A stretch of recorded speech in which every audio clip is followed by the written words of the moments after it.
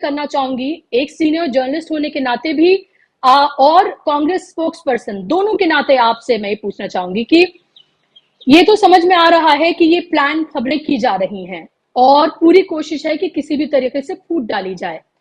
लेकिन क्या आपको नहीं लग रहा कि अलका लांबा ने कल जो बयान दिया था, जो उन्होंने बात कही, उसके बाद उन्होंने फिर उसके क्लैरिफिकेशन भी दिया और अपनी बाइट को उन्होंने 3 हिस्सों में कट करके अपने ट्विटर से उन्होंने पोस्ट भी किया। उसके बावजूद एक तो आम आदमी पार्टी की तरफ से जो रिएक्शन आया और उसके बाद मैं सुन रही थी कि किस तरह से दीपक बावरिया जो हैं दिल्ली कांग्रेस के प्रभारी हैं, उनकी तरफ से अलका लांबा को लेकर जो ये बयान दिया गया, आपको नहीं लगता कि ये जल्दबाजी थी, अवॉइडेबल था, ऐसा नहीं होना चाहिए था? बहुत शुक्रिया बुशरा जी, आपने मुझे बुलाया। देखिए, दीपक बावरिया जी ने जो किया, जो कहा, जो स्पष्टीकरण दिया, वो इसीलिए दिया कि जिस तरह का कंफ्यूजन फैलाया जा रहा था लगातार, उसको कैसे चेक किया जाए। जाहिर है वो दिल्ली प्रदेश कांग्रेस के प्रभारी हैं, तो वो जो कह रहे हैं वो एक अथॉरिटी और एक आधिकारिक रूप से उनकी बात मानी जानी चाहिए। और अलका लांबा का भी वो पूरा वीडियो मैंने खुद सुना है और उसमें वो साफ कह रही हैं कि सीटों को लेकर कुछ भी फाइनल नहीं हुआ है और हमें 7 सीटों पर तैयारी करनी। इसका मतलब 7 सीटों पर संगठन को, कांग्रेस को मजबूत करना है और किसी भी परिस्थिति के लिए तैयार रहना है। ये किसी भी पॉलिटिकल पार्टी का हक है और उसका तरीका होता है कि अपने को हर जगह वो तैयार रखे। लेकिन इसका अर्थ ये नहीं है कि गठबंधन जो बन रहा है, जो इंडिया गठबंधन बन रहा है, जिसमें आम आदमी पार्टी भी है, उसके साथ किसी टकराव की बात उन्होंने की। लेकिन अफसोस की बात है कि इस समय का जो हमारा मीडिया है वो भारतीय जनता पार्टी का जो पूरा वॉर रूम है उसका एक एक्सटेंशन है। तो वो उसी तरह की खबरें करना चाहते हैं, उसी तरह के सवाल पूछना चाहते हैं, उसी तरह के विवाद पैदा करना चाहते हैं, जिससे ये साबित हो कि जो इंडिया गठबंधन है वो देखिए बड़ा कमजोर पड़ रहा है, उसमें बड़ी दिक्कतें हैं और वो कैसे मतलब एनडीए का मुकाबला करेगा। लेकिन सच्चाई ये है कि एनडीए में खुद आप देखें तो अभी नॉर्थ ईस्ट की कई पार्टियां इस पार्टी एनडीए को छोड़ के जा रही है। एनडीए खुद एक संकट पे है और इसलिए चाहता है संकट को वो इंडिया की ओर, या इंडिया जो एक बनता हुआ, अभी देखिए पहली बात तो ये हमें स्पष्ट हो जाना चाहिए कि इंडिया एक बनता हुआ गठबंधन है, वो बन नहीं गया है। बनता हुआ गठबंधन मतलब अभी लोग इकट्ठा हुए हैं और उसमें एक मोटी सहमति ये बनी है कि अगर भारत के लोकतंत्र को, एक सेकुलर डेमोक्रेटिक रिपब्लिक को बचाना है, संविधान को बचाना है, तो मोदी राज से, इस आरएसएस के इस प्रयोग से जो सत्ता तक पहुंचा हुआ है, उससे इस देश को छुटकारा पाना है। नहीं तो किसी भी पार्टी का, किसी भी राज्य के जो अधिकार हैं, इन सब का कोई अर्थ नहीं रह जाएगा। ये सहमति है जिस पर किसी को कोई विवाद नहीं है और सभी पार्टियां जितनी भी आई हैं इंडिया गठबंधन में, वो इस पर सहमत है। अब अगला सवाल ये है कि कैसे मुकाबला किया जाए, चुनावी मुकाबला कैसे किया जाए। तो अभी बहुत से विचार आएंगे, अभी मुंबई में बैठक है, बहुत से विचार आएंगे, उन विचारों पे गंभीर विमर्श होगा, उसके बाद एक अंतिम फैसला होगा कि कौन कहां कैसे लड़ेगा। उसके पहले अभी इसका कोई मतलब नहीं है। लेकिन हाँ, क्योंकि मीडिया चाहता है कि अभी से बता दिया जाए कौन कहां लड़ेगा और अभी से वो बताने लगे कि किस तरह की छूट पड़ गई है, तो जाहिर है वो खेल कर रहे हैं, इसमें कोई तथ्य नहीं है।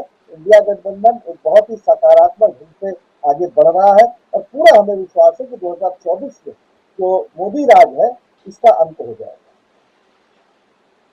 लेकिन पंकज जी, इससे पहले मैं हेमंत जी के पास जाऊं, इसी से जुड़ा मेरा सवाल ये है कि जो दीपक बावरिया है, उन्होंने ये कहा कि इमेच्योरिटी अलका लांबा की उन्होंने बताई। हालांकि अगर अलका लांबा के बयान को एक अगर बिल्कुल लेमैन की तरह भी अगर आप सुनेंगे तो आपको कहीं से कहीं नहीं लगेगा कि इस तरह की कोई बात उन्होंने कही है। तो ये क्या इस तरह का क्लैरिफिकेशन जल्दबाजी नहीं है? दूसरा, जो पूरा घटनाक्रम हो रहा है महाराष्ट्र से लेकर दिल्ली तक, आपको नहीं लगता कि थोड़ी सी त्वरित कार्रवाई जो है वो करनी चाहिए, थोड़ी तेजी लानी चाहिए रिएक्शन में, जब आपको पता है कि आप एक ऐसी बड़ी ताकत से लड़ रहे हैं जो किस तरह की सियासत के लिए मशहूर है? दूसरा, उसके पास एक पूरा अपना main stream media, so called main stream media पूरा मौजूद है, जिसके बलबूते वो अपना पूरा प्रोपेगेंडा जो है वो फैलाती है। तो आपको नहीं लगता कि जो रिएक्शंस हैं वो क्विक होने चाहिए और उनमें भी आप क्या कह रहे हैं उसका भी थोड़ा ख्याल होना चाहिए? देखिए, पहली बात तो यह है कि जो इस तरह के गठबंधन बनते हैं, राजनीतिक जो प्रक्रिया होती है, उसमें कैरम बोर्ड का खेल नहीं है कि उधर से गोटी आई और इधर से आपने अपनी ओर से तुरंत एक स्ट्राइक किया। बहुत चीजें, कई बार किसी चीज में विलंब करना भी एक पूरी रणनीति का हिस्सा होता है। जल्दी से सब कुछ बोल देना, तुरंत जवाब दे देना, ये कोई जरूरी नहीं है।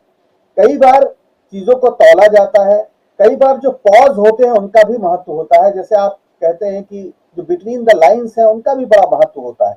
अब 2020 मैच की तरह दिक्कत क्या है कि इस समय जो पूरा मीडिया का जो पूरा तौर तरीका है, और जिस तरह 24 घंटे चैनल और 24 घंटे डिजिटल वर्ल्ड भी सक्रिय है, तो सब यही चाहते हैं कि आप 2020 मैच की तरह चले, ताकि उनका जो पूरा एक प्रोसेस है, जो जो उनकी जरूरतें हैं मनोरंजन करने के लिए, उसमें कोई कमी ना आए।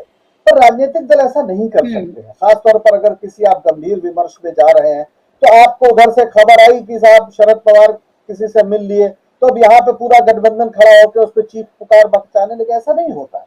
उसकी सच्चाई पता करनी होती है, कई बार उस पर क्या कदम उठाना है, उस पर आपस में चर्चा करनी होती है। तो तुरंत तुरंत जवाब देने की बाध्यता कम से कम राजनीतिक दलों के पास नहीं है, और ये कोई समझदारी की बात भी नहीं है कि आप जो है टीवी चैनलों के हिसाब से अपनी रणनीति, उनके प्राइम टाइम के एंकर्स के हिसाब से अपना पूरा प्रोग्राम आप शेड्यूल करें। ऐसा पॉसिबल नहीं होता है। मुझे लगता है, अगर आपको लगता है या किसी को लगता है कि इंडिया गठबंधन की ओर से त्वरित कार्रवाई नहीं हो रही, त्वरित जवाब नहीं दिया जा रहा है, तो मेरा ख्याल है कि आपको देखना चाहिए कि जिन चीजों पे जवाब दिया जा रहा है, जिन चीजों पे घेरने की कोशिश की जा रही है त्वरित ढंग से, वो क्या है। जैसे अभी सीएजी के मुद्दे पे घेरने की कोशिश की गई, जैसे और तमाम मुद्दों पे फटाफट बात हो रही है, क्योंकि हम चाहते हैं कि इन मुद्दों पे बात हो। जो मीडिया चाहता है कि इस पर बात हो कि अलका लामा ने क्या कह दिया और उधर से आम आदमी पार्टी ने क्या कह दिया। हम ये कह रहे हैं कि सीएजी ने जो 7 घोटालों को पकड़ा है, जो एक सड़क 18 करोड़ रुपए में बननी थी 1 किलोमीटर, वो 250 करोड़ में बन रही है, इस पर बात होनी चाहिए। उसमें पार्टी बहुत तेजी से सक्रिय है, तुरंत बोलती है, तुरंत मीडिया के पास जाती है। पर उनका क्या किया जाए, जो चाहते हैं कि इन गंभीर मुद्दों पर चर्चा ना हो, बल्कि इस पर चर्चा हो कि कौन कहां कितने पे चुनाव लड़ेगा, तो जाहिर है उसमें एक आपको गैप नजर आएगा। जी जी, हिंदू होते हैं वो भी बताने पड़ेंगे, यानी कि विसल ब्लोअर्स जो हैं उनके लिए भी यहाँ पर खतरा है। तो इन तमाम खबरों पर, इन तमाम चीजों पर बात ना हो, लोकतांत्रिक मूल्यों का जो हनन हो रहा है, जो संवैधानिक संस्थाएं हैं उनको कमजोर कैसे किया जा रहा है, और किस तरह से संविधान को ही चैलेंज किया जा रहा है, इस सब पर कोई बात ना हो। बुशरा जी, आपने बहुत महत्वपूर्ण विषय की ओर ध्यान दिलाया है। जो विवेक देबरॉय का आर्टिकल है, वो दरअसल असल मंशा को उजागर करता है, और उसके पीछे एक पर्सपेक्टिव है। अगर आप ध्यान दें तो आरएसएस शुरू से ही, पहले दिन से भारत के संविधान के विरोध में रहा है, और हमेशा कहता रहा है कि भारतीय मानस और उसकी परंपरा के अनुकूल नहीं है। सच्ची बात तो है कि लोकतंत्र या लोकतांत्रिक प्रक्रियाएं भी जो आरएसएस के हिसाब से भारतीय मानस है उसके अनुकूल नहीं है, क्योंकि इस महादेश में, इसके 5000 साल के इतिहास में, भारतीय संविधान वो पहली किताब है जिसने मनुष्य और मनुष्य के भेद को अवैध ठहराया है, यानी वैधानिक रूप से माना है कि हर नागरिक बराबर है। इसके पहले इतना यहाँ पे विश्व गुरु और इतने तमाम बड़े बड़े दार्शनिक आख्यान हुए, लेकिन कभी मनुष्य को मनुष्य से बराबर नहीं माना गया। ये डॉक्टर अंबेडकर का, नेहरू का, राजेंद्र प्रसाद का, हमारी संविधान सभा का, हमारे स्वतंत्रता आंदोलन के जो नेतृत्वकारी पाठ रही है, उनकी ये देन है, मौलाना आजाद की ये देन है कि हमने एक ऐसा संविधान बनाया जिसने इस विविधतापूर्ण देश को एक करने में एक सबसे बड़ी भूमिका अदा की। आरएसएस को इससे तकलीफ है। आप जिस लेख की बात कर रही है वो मिंट में छपा है, और उस लेख में 15 अगस्त को ही छपा है, गौर करने की बात है। उस लेख में ये कहा गया है कि जो हमारे डायरेक्टिव प्रिंसिपल्स हैं उसका कोई मतलब नहीं रह गया। वो साफ कह रहे हैं कि लोकतंत्र, समाजवाद, इन लोगों का कोई मतलब नहीं रह गया है। वो कुल मिला के जो राज्य की कल्याणकारी अवधारणा है, यानी जो वेलफेयर स्टेट है, वो कह रहे हैं ये सरकार का काम नहीं है कि लोगों को शिक्षा, स्वास्थ्य और ये सब उपलब्ध कराए, ये बाजार उपलब्ध कराएगा। लेकिन सेंगोल को वो बड़ा प्रमुख मान रहे हैं। जो सेंगोल स्थापित हुआ है, जो दरअसल एक लोकतंत्र के लिए शर्मनाक है, जो एक राजतंत्र का प्रतीक है, उसको स्थापित किए जाने को बड़ा महत्वपूर्ण मान रहे हैं।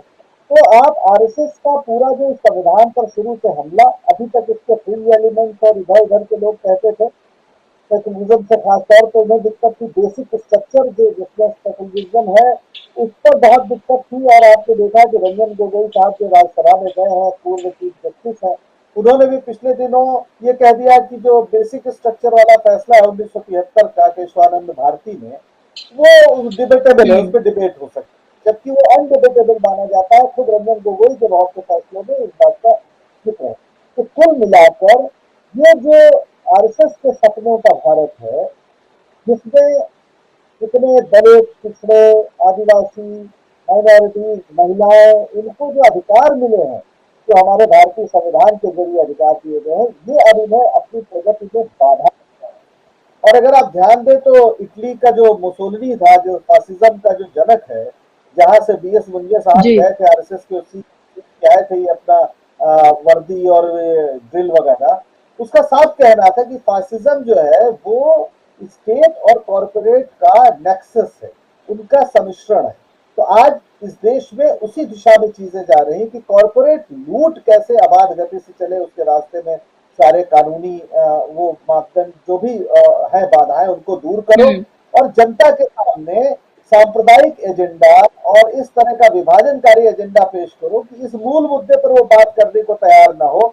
इसीलिए आप देखें कि अचानक मणिपुर में जो हो रहा है उस पर मोदी जी 3 महीने तक चुप्पी साधे रहे, और इधर हरियाणा में भी शुरू हो गया और जगह जगह इस तरह की चीजें शुरू हो गई। तो कुल मिला के वो देश में इस कदर आग लगाना चाहते हैं ये लोग कि जो मूल प्रश्न है वो उसमें खाक हो जाए। और ये विवेक देवराय का तो अब एकदम स्पष्ट हो गया है, क्योंकि प्रधानमंत्री के आर्थिक सलाहकार परिषद के चेयरमैन जो बात लिखते हैं वो कोई ऐसे ही नहीं लिख देते। ये बताता है कि वो जी। पानी में पत्थर फेंक रहे हैं ताकि ये देख सके कि लहरें कितनी दूर तक उठती हैं। और मुझे लगता है कि अच्छा किया उन्होंने हम्म। लिख दिया, क्योंकि अपना जो चुनाव होगा, अब वो चुनाव का नैरेटिव शायद यही बनेगा कि इस देश की बहुसंख्यक आबादी को जो इस संविधान के जरिए हक हुकूक मिले हैं, क्या वो रहेंगे या नहीं रहेंगे। संविधान बचाने और संविधान बदलने वालों के बीच लड़ाई बहुत स्पष्ट है। जो देश की रूह है उसको ही खत्म करने की कोशिश की जा रही है, जिसके लिए तमाम लड़ाई लड़ी गई, जिसका जश्न अभी हम मना रहे थे। बाबा साहब भीमराव अंबेडकर ने जो ये संविधान लिखा उसको ही खत्म करने की बात जो है की जा रही है, किसी फ्रिंज ने नहीं, बल्कि आर्थिक सलाहकार प्रधानमंत्री के जो है उनकी तरफ से ये कही जा रही है। वो कितने करीबी है प्रधानमंत्री के बताने की जरूरत नहीं है। तो और इसके साथ साथ हेमंत जी, मैं आपके पास आ रही हूँ। पंकज जी, आप ये भी देखिए कि अभी 1000 साल की बात भी की थी, अगर आपको याद हो, प्रधानमंत्री ने। अब तक वो नेक्स्ट 2024 की वो बात करते थे, 28 की बात करते थे, अब वो 1000 साल की बात जो है वो करने लगे हैं। और इससे पहले 1000 साल की बात जो है वो एडोल्फ हिटलर की सत्ता रही थी। तो ये जो बातें, ये तमाम चीजें जो कही जा रही हैं, संविधान पर चोट, 1000 साल की बात, और फिर उसके साथ साथ हम ये देखते हैं कि एक ऐसा शख्स राहुल गांधी जो आरएसएस और बीजेपी एक सांस में दोनों का नाम लेता है, और हमेशा जब भी वो वार करते हैं वो अकेले बीजेपी पे नहीं बल्कि आरएसएस और बीजेपी दोनों का ही नाम लेते हैं, क्योंकि उन्हें पता है कि जननी कौन है और कहां से ये विचारधारा आती है। तो आपको नहीं लग रहा कि ये तमाम चीजें जो शायद पर्थ में थी वो पूरी तरीके से खुलकर आईने की तरह साफ हैं अब?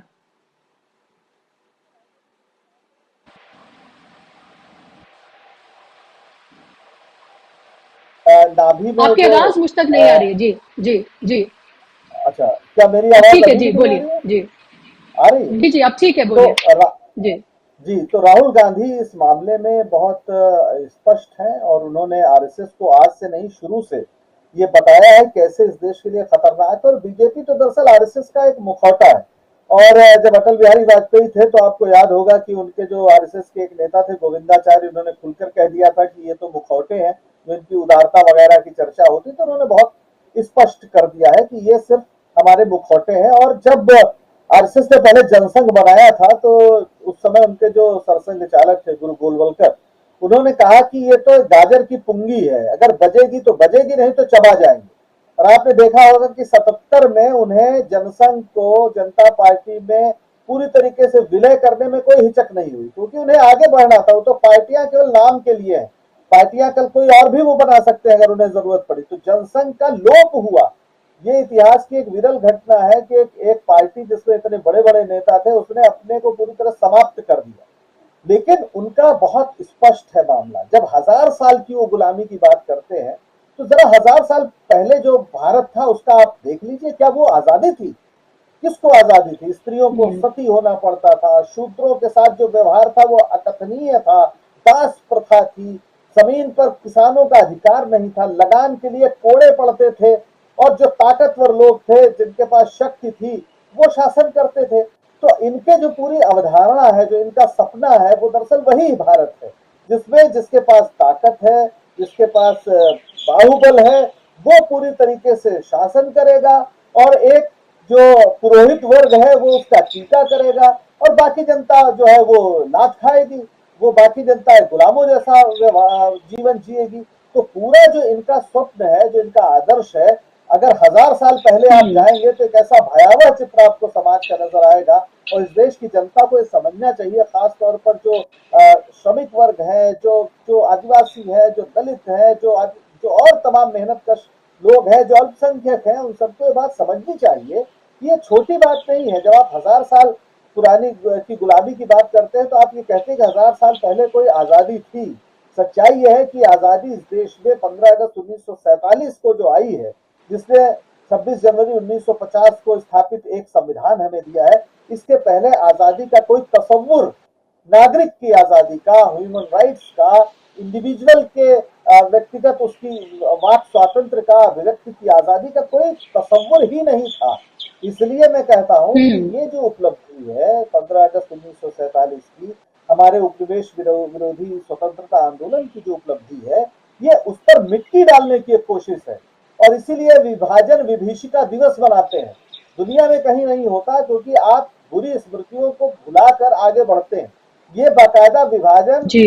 विभीषिका दिवस मनाने के लिए इन्होंने गजट जारी कर दिया। तो ये इतनी इस तरह की एक पार्टी है जो इस देश में आग लगाकर, इस देश को राख करके अपनी उस राख से अपनी इमारत बनाना चाहती है। इस बारे में तो एक अब जनता को फैसला करना है। और मेरा ख्याल है इंडिया का जो पूरा जो लक्ष्य होगा